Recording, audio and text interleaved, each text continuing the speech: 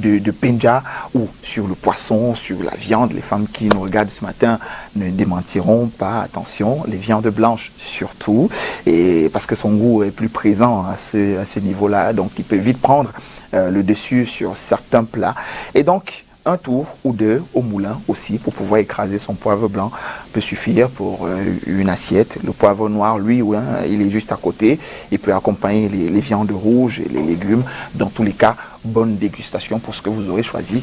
Et si vous avez choisi le poivre blanc de Penja, si vous nous regardez d'un autre endroit que le Cameroun, dans le monde entier, bah, vous faites bien de faire confiance à cela parce qu'on fait les choses bien chez nous. Merci beaucoup à la réalisation. Coach Bertin Tchinda, bonjour. Bonjour Christian, et je suis trop flatté de t'écouter et faire ce développement, ce mini, on va vous appeler ça le mini reportage, je sais pas. Oui, bon, sur le poivre blanc de Penja. Oui. Et ça me fait beaucoup plaisir de l'écouter parce que pour une fois, au moins, le Made in Cameroun est valorisé parce que les choses qui sont bonnes, qui sont bonnes dans la bouche, qui sont bonnes à déguster, ou bien qui sont bonnes pour l'être humain ne sortent pas toujours de l'extérieur comme quand nous l'on fait croire, ou bien comme ceux qui vivent bien, entre guillemets, nous font savoir. Pour une fois, je pense que c'est très bien de valoriser ce qui est bien chez nous. Bien sûr, mais il n'y a pas que ça. Aussi également encourager ceux qui sont lancés dans le développement de ce poivre blanc de Penja, oui, qui est connu au niveau de l'étranger comme le poivre blanc de Penja et non d'ailleurs. Donc voilà. Ça c'est magnifique. Félicitations. Justement connu comme le poivre blanc de Penja, oui, et non d'ailleurs. Pas comme les pommes de France. Nous, on a le poivre blanc de Penja aussi. Mais écoute, parlons un peu de pommes de France, puisqu'on veut revenir sur les noms qui sont donnés à certains aliments. Dans l'ouest du pays, on cultive ces pommes-là. Oui. Oui, mais on continue de les appeler les pommes de France. On continue de les appeler les pommes de France. Pourquoi? Je ne sais pas. C'est peut-être cette idée de la colonisation qui a marqué les esprits et que l'on, comme je l'ai dit tout à l'heure, on pense que ce qui est bien vient toujours de l'extérieur, oui, et que si on dit c'est les pommes de champ, par exemple, on a gâté la chose. On a gâté la chose. Et pourtant, c'est pas vrai. Pourtant, c'est pas vrai. On pourrait labelliser aussi les avocats à Bouddha chez moi. Ouais. Oui. Oui. Allez, le coach Bertin Tchinda qui est de Bouddha, qui est un peu produit de cette zone du pays qui a vu naître des grands de ce pays aussi, hein, des élites de là-bas, dont vous en faites partie d'ailleurs. Effectivement, c'est pour dire que, en gros, je veux dire, les grands ne sortent pas toujours de quelque part, les grands sortent de... Parfois de nulle part. Ils sortent de partout, oui, bon, je ne sais pas si c'est nulle part. Ouais. Ils sortent de partout et chacun est responsable de ce qu'il devient dans la vie. On peut naître au bas-fond et se retrouver au sommet, comme on peut naître au sommet et se retrouver au bas-fond. Il n'y a aucune région ou bien aucun pays ou aucun continent d'où la réussite est d'office assurée. Ceux qui le disent parfois, c'est parce qu'ils n'ont pas voyagé pour aller se rendre compte aux États-Unis, par exemple. Parfois, vous avez des personnes qui... Dormaient dans la rue. Dormir dans la rue, c'est peu dit. Je veux dire qu'ils sont dans des conditions de vie que vous vous demandez, mais est-ce que c'est vraiment ce pays-là? Est-ce qu'on est aux États-Unis? Est-ce qu'on est aux États-Unis? Donc franchement, chacun doit être... Si vous êtes nul en termes de potentiel à Bouddha, vous allez être nul en termes de potentiel aux États-Unis. Si vous êtes nul en termes de potentiel aux États-Unis, vous êtes également nul en termes de potentiel au niveau du Cameroun ou bien au niveau de Bouddha, comme on était en train de faire cette mini-comparaison. Ouais. Donc l'être humain est ce qu'il se fait et vous avez la possibilité de traverser cette vie en sifflotant parce que vous avez compris ce pour lequel vous êtes venu sur la terre, ou bien vous avez aussi le choix de traverser cette vie en pleurant, parce que vous donnez la procuration de votre vie à une autre personne, et rien ne changera la vie, parce que la vie ne vous doit absolument rien. Donc c'est à vous de vous démener, de penser, de vous battre pour gagner la place qui est la vôtre. Et il y a la place pour tout le monde au sommet. Alors, à quel moment est-ce qu'on sait, coach Bertin Tchinda, qu'on n'est pas à notre place dans notre vie et qu'il faut aller la gagner, cette place qui est peut-être la nôtre quelque part? À quel moment on sait? C'est peut-être une prise de conscience, c'est peut-être une prise de conscience de nos responsabilités. Parce qu'il y en a qui vivent dans l'inconfort sans jamais réaliser qu'ils sont dans l'inconfort. Parce que le responsable de leur situation, c'est une autre personne, c'est une autre entité, c'est peut-être leur couleur de peau, c'est peut-être Dieu, c'est peut-être le travail, c'est peut-être la crise économique, c'est peut-être... C'est d'après eux. Je vais dire pour tout le monde, c'est d'après chacun. C'est d'après chacun. Donc, quand on ne se rend pas compte qu'on est dans l'inconfortabilité et que la responsabilité de notre situation, c'est nous, le déclic ne vient pas. Le premier pas, c'est lequel pour que le déclic se fasse? C'est la responsabilité. C'est de se sentir responsable de sa situation. J'ai dit, c'est la responsabilité. C'est peut-être cru de le dire aux téléspectateurs comme ceci, mais c'est de la responsabilité, quel qu'en soit le niveau où vous êtes, tant que vous ne vous sentez pas responsable. Je n'ai pas dit coupable, parce que coupable, c'est comme si vous avez fait quelque chose. Tant que vous ne vous sentez pas responsable de votre situation, vous ne prendrez pas des engagements pour sortir de cette situation-là. D'accord. C'est la responsabilité. Donc je me sens responsable de la situation dans laquelle je me trouve et je choisis d'en sortir. Donc je prends également la responsabilité d'en sortir. Voilà. C'est peut-être le premier niveau de coaching, le premier pas du coaching. C'est pourquoi j'ai laissé prospérer un peu cet échange. Vous ne pouvez pas coacher quelqu'un qui ne s'est pas rendu coupable de la situation. Responsable. Non, qui ne s'est pas rendu responsable, qui n'a pas senti sa responsabilité dans la situation qu'il est en train de vivre. Parce que, vous savez, les faits restent les faits. Les choses restent les choses. Maintenant, la façon par laquelle nous percevons les choses va nous faire rester dans cette zone de confort ou bien trouver les moyens pour en sortir. Parce que de là où, de l'endroit où vous parlez, vous pensez que c'est difficile, il y en a qui sont dans les mêmes endroits ou pire que ces endroits et qui réussissent à s'en sortir et à vous traverser et aller de l'avant et deviennent des lumières dans le monde. Si vous pouvez me donner le nom du papa de Zuckerberg, si vous pouvez me donner le nom du papa de Bill Gates, si vous pouvez me donner le nom du papa de Donald Trump, bon, peut-être que c'est vulgaire, on le connaît. Allons même chercher le nom du papa de Paul Biya. Donc vous voyez, qui il a été dans l'histoire. Vous voyez, ça veut dire quel qu'en soit le niveau où on se trouve, si on ne se sent pas responsable de sa situation, on ne trouvera pas les éléments, même la nécessité pour sortir de là avant de trouver le comment, le processus de sortie de la situation. Alors, maintenant qu'on a pris conscience, on commence par où? Par identifier ses potentialités, ses capacités, ses forces. On commence par où? Oui, quand on a pris conscience, il y a des éléments sur lesquels on doit pouvoir travailler, notamment la pleine confiance en soi. La pleine confiance en soi, en commençant par l'estime. L'estime, si j'ai pris conscience que je suis responsable de ma situation, il faut que j'arrive quand même à avoir une bonne dose d'estime de soi qui va rentrer dans la motivation avant de rechercher les compétences pour sortir de là. Donc je vais rechercher la motivation, être motivé à sortir de la situation avant de chercher les compétences. Parce que si je cherche les compétences avant de trouver la motivation, je risque de chercher pendant très très longtemps. D'accord. Donc aussitôt on a trouvé la motivation, il faut aller chercher dans les compétences. Maintenant, en parlant de compétences, on va rappeler quand même qu'on est dans une société où tout le monde n'est pas aussi nanti. D'accord. Quand je dis nanti, ça veut dire que d'autres types n'ont pas eu la chance de prospérer dans les études parce qu'il n'y a pas eu les moyens et se sont peut-être retrouvés dans des situations où ils sont responsables de leur inertie, de leur manque de mobilité ou alors d'action. Quand ils ont donc pris conscience et que finalement ils sont donnés de la motivation et qu'ils ont, appelons ça handicap. Appelons ça handicap parce que vous allez peut-être me démentir, je ne sais pas, mais ce sera votre voix qui portera parce que vous êtes, on va dire, la personne ressource sur le plateau aujourd'hui. Alors quand il se rend compte qu'il a un certain handicap, ça veut dire que sur le plan peut-être de la formation à quelque chose, je suis peut-être en train de répondre déjà à une question, mais il n'a pas encore ce qu'il doit l'amener à pouvoir, je vais dire quoi, s'en sortir finalement, au-delà de la motivation. Qu'est-ce qu'il fait? Il va peut-être se former derrière.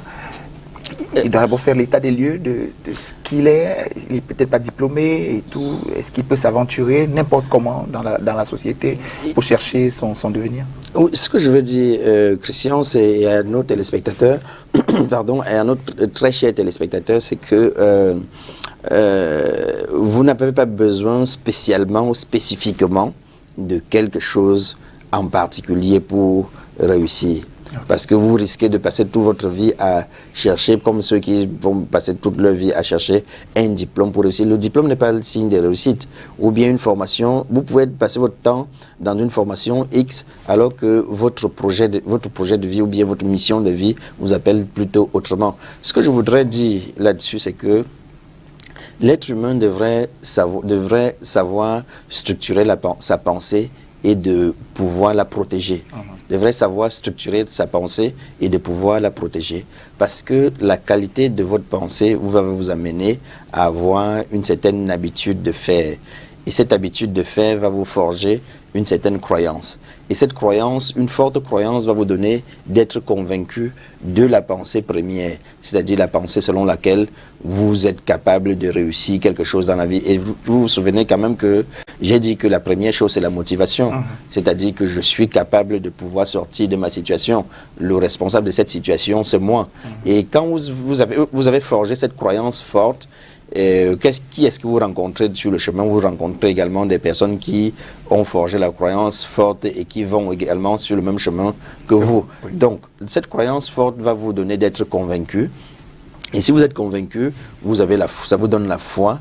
Et si vous avez la foi, ça vous donne d'être maintenant cette nouvelle personne qui va poser des actes à la quête, les actes qui vont le conduire à la quête ou bien à la conquête de quelque chose. Donc vos actes vont être liés à votre façon d'être. Et votre façon d'être qui est liée à votre foi. Et votre foi qui est liée à votre conviction. Et votre conviction qui est liée à votre croyance. Et votre croyance qui est liée à la qualité d'habitude que vous avez régulièrement. Et votre qualité d'habitude que vous avez régulièrement qui est liée à la qualité de vos pensées. Donc tous ces éléments vont vous permettre de poser des actes qui vont vous donner un certain type de résultat. Et le résultat va venir confirmer la qualité de pensée. Maintenant, dans les actes que vous posez au quotidien, je l'ai dit, vous allez rencontrer des personnes qui posent également les mêmes actes et qui quelque part, peuvent vous ouvrir un chemin.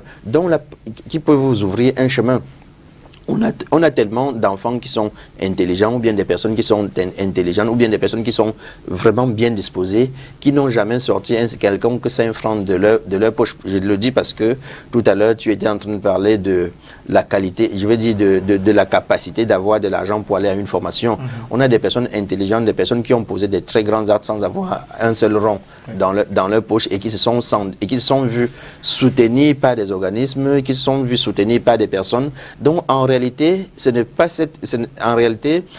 pas le comment, dans un premier temps, ce n'est pas que le comment ça va se passer qui est important, c'est pas le comment ça va se passer qui est le plus important, c'est la façon par laquelle vous protégez votre idée, c'est la qualité de pensée, c'est la qualité de motivation, c'est la qualité c'est la qualité de passion que vous approuvez, que vous concentrez sur vous-même ou bien sur votre pensée qui va vous conduire quelque part. D'accord, donc c'est comme se mettre des barrières à pouvoir se poser la question tout de suite.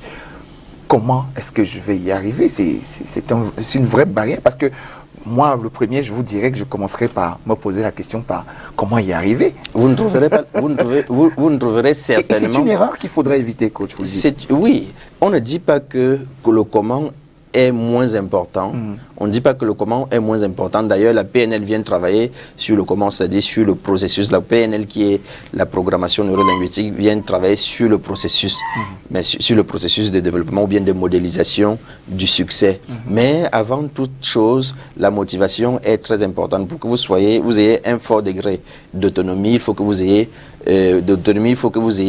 une bonne dose de motivation avant de rechercher les compétences. D'accord. Alors, on arrive donc au comment, finalement, pour ceux qui n'ont pas commencé par là, heureusement. Mais, comme vous le dites, ça a sa place. Il faut y arriver un jour, parce que c'est ça qui mettra en forme un certain nombre de choses. Oui. Alors, comment? Alors, comment y arriver? Cette question très embarrassante. Comment y arriver? Et je veux rester encore une fois sur l'attitude que l'être humain doit avoir, puisque c'est l'attitude que l'être humain doit avoir pour y arriver. Il faut, dans un premier temps, choisir ceux qui influent sur votre subconscient, c'est-à-dire ceux-là qui vont vous permettre de réfléchir d'une certaine façon ou bien de coopter les idées. Tout à l'heure, j'ai fait un développement qui tenait compte de la qualité de la pensée qui devait vous conduire à un type de résultat. Et ce résultat qui devait venir confirmer encore que votre pensée, elle était réelle, était juste ou pas. Vous comprenez que si vous ne tablez pas sur des personnes qui vont vous permettre d'avoir une pensée que vous voulez pour un résultat précis, c'est la première erreur que vous avez posée. Donc vous devez choisir votre cercle d'influence. Votre cercle d'influence, dans votre cercle d'influence, nous avons ceux que vous écoutez en tant qu'amis. Les amis que vous écoutez et qui sont défaitistes. Les amis que vous écoutez et qui sont défaitistes, ils vont vous conduire à abandonner à chaque fois. Or, vous savez que la plupart du temps, il n'y a pas d'échec. On ne fait pas d'échec. On abandonne plutôt. Donc, en réalité, il n'y a même pas d'échec. Déjà, même que le développement personnel dit qu'il n'y a pas d'échec, il n'y a que des points d'arrêt. Donc, il y a des gens qui sont au point d'arrêt. Il y en a qui abandonnent. Donc, ils ne veulent pas continuer. Bon, vous avez dans votre cercle d'influence des personnes qui vont vous pousser chaque fois à abandonner, des personnes qui vont vous pousser à comprendre que vous ne pouvez pas parce que la réussite appartient à d'autres personnes. Vous voyez, dans un pays comme le nôtre, où réussir quelque part devient assez difficile. On dit pour avoir un concours, il faut être coté par X ou bien par Y. Quand je dis un pays comme le nôtre ou bien un continent comme le nôtre, où il faut le dire, le favoritisme est encore beaucoup plus couvre encore beaucoup plus et on ne sait pas à quel moment ça va s'arrêter. Oui. Et beaucoup de personnes peuvent abandonner parce qu'ils se disent est-ce que véritablement moi je pourrais y arriver. Donc vous devez choisir votre cercle d'influence parce que dans cet endroit où il y a peu de réussite ou bien la réussite, si tu veux être infirmier, il faut être fils de médecin. Oui. Si tu veux être militaire, il faut être fils de général et tout ça, il faut le dire clairement. Donc il faut dire que là, quand même, il y a au minimum 3% des personnes qui ne sont fils de personnes qui réussissent. La question, c'est comment est-ce que je fais pour appartenir aux 3% de ceux-là qui ont quand même cette réussite. Parce que si vous êtes dans cet environnement, si la question était posée dans la rue, beaucoup de personnes vont poser ce diagnostic, croiser les bras et rester tranquille pour dire je ne peux absolument rien. Mais pourtant, si vous ne vous sentez pas responsable, vous n'irez pas étudier, vous n'irez pas travailler, vous n'irez pas chercher à soigner votre cercle d'influence pour avoir avec vous ceux-là qui sont motivés et à aller plus loin, ceux-là qui sont motivés à aller plus haut, ceux-là qui sont motivés à transformer leur vie pour qu'elle puisse leur permettre de ne pas faire en sorte que leur passage sur la terre soit aussi indifférent que leur absence sur la terre. Ceux-là qui savent qu'ils sont missionnés sur la terre, ils sont sur la terre pour une mission et qu'aucune autre personne ne peut la réaliser à leur place. Ça ne va pas vous permettre de travailler sur ce cercle d'influence. Oh, c'est ce cercle d'influence qui vous apporte la qualité de pensée. Vous êtes avec les défaitistes, vous aurez les idées ou bien la pensée défaitiste. Vous êtes avec les paresseux, vous aurez cette pensée des paresseux. Quelle est la qualité de livre que vous lisez? Quelle est la qualité d'émission que vous écoutez, que vous suivez? Quelle est la qualité de, de conversation que vous faites? Il y a des conversations. La qualité des personnes même que vous suivez sur Facebook. Et la qualité des personnes que vous suivez sur Facebook. Partout, Twitter. Voilà. Donc, si vous ne soignez pas cette qualité, c'est le premier pas. Si vous ne soignez pas cette qualité des personnes, ils vont ceux que vous suivez au hasard, parce que vous devez toujours suivre quelqu'un. C'est-à-dire que si vous ne choisissez pas ceux que vous allez suivre, il y a des gens qui vont vous choisir pour que vous les suiviez. Ah oui, hein, bien sûr, bien sûr. Si vous ne choisissez pas ceux que vous allez suivre, il y a des gens qui vont vous choisir pour que vous les suivez. Et puis maintenant, ça va vous induire dans un chemin que vous n'aurez pas choisi et que vous passerez peut-être tout le restant de votre temps à pleurer et à chercher le coupable à votre situation. Le premier pas, c'est le soin sur son cercle d'influence. Votre cercle d'influence doit être un cercle choisi. Et Parce que ça vous pousse à aller de l'avant, ça vous pousse à vous battre, ça vous pousse à ne pas vous décourager. Et comme je dis, vous avez toujours le choix de vous décourager. J'ai dit tout à l'heure, la vie était impersonnelle. Elle ne choisit pas des gagnants, elle ne choisit pas des perdants. Vous pouvez choisir de vous décourager et de dire je m'en fous. La vie elle-même s'en fout de vous. Parce qu'elle ne sait même pas que vous, elle ne sait même pas que vous êtes là. Elle était là avant vous. Vous pouvez elle sera là après vous. Elle sera là après vous. Vous pouvez aller vous suicider. La vie va continuer. Vous pouvez même pas une seule seconde d'arrêt. Non, même pas une seule seconde. Vous pouvez ne plus travailler. Vous pouvez ne rien faire. La vie va continuer. Et les gens qui s'enrichissent vont continuer de s'enrichir. Les gens qui s'appauvrissent vont continuer de s'appauvrir. C'est tout ce cycle-là. C'est tout ce cycle-là qui va continuer à être reproduit. Maintenant, la question est, quelle est ma place là-dedans? Si je choisis, moi, en tant que jeune, je parle par exemple aux jeunes qui ont 30 ans, 35 ans, si je choisis moi en tant que jeune, que je suis rentré à la retraite, j'ai tout essayé, je n'ai pas pu, j'ai essayé tous les concours, je n'ai pas pu, j'ai essayé de travailler, on m'a renvoyé, j'ai essayé de ceci, cela, je n'ai pas pu être embauché. Et si je prends cette résolution, je rentre à la maison croiser les bras, comment est-ce que je pense que ma vie va se passer d'ici 10 ans, d'ici 20 ans, d'ici 30 ans? Quel est le plan? Quel est le plan que je donne à ma vie quand j'aurai 45 ans, quand j'aurai 55 ans, quand j'aurai 65 ans, quand j'aurai 75 ans, quand j'aurai 80 ans? Ça va se passer comment? Je dis, il faudrait que les gens arrivent quand même à se poser cette question pour dire, il faut que les choses se passent autrement. Vous en êtes le responsable.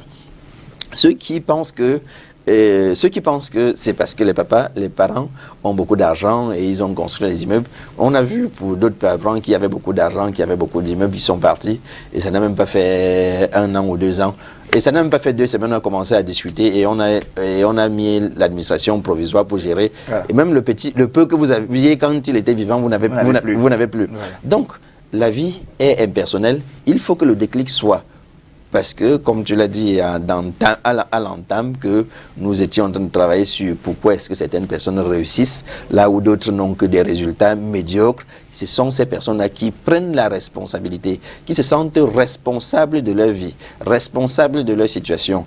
Même si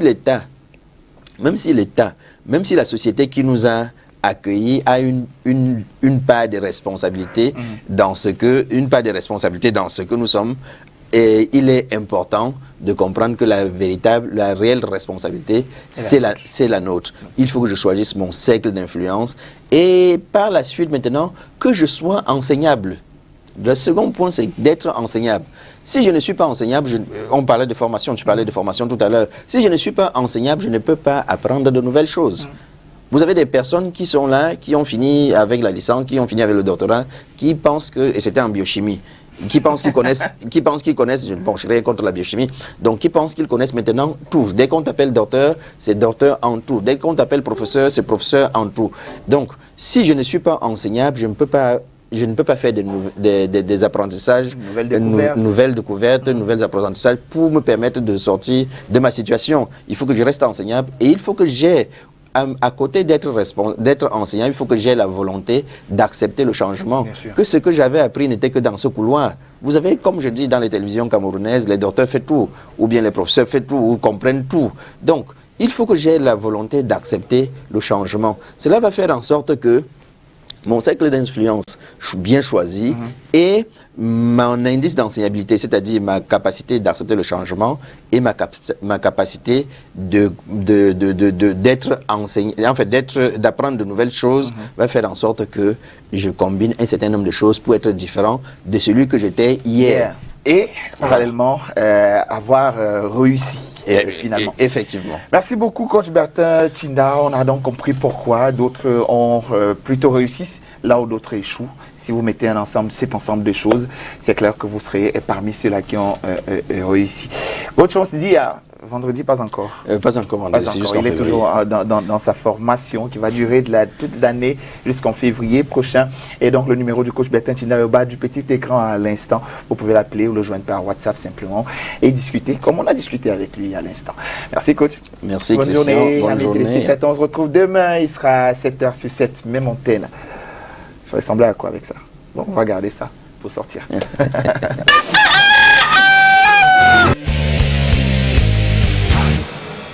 Matama. Oba Poyuga. Uti yule. Mbolo. Mountain Chubla. Soko biwo. Aba. Mena buna ngabuki maholio. Jamna. Agazane am yofu. Abala. Gaga chiangu. Bolon. Dari jam iko jam. Madala. Maintenant, c'est pas toi. Monsieur Sonora là. Ma fille andi lam. Et bien du coup. Gafinir on la top.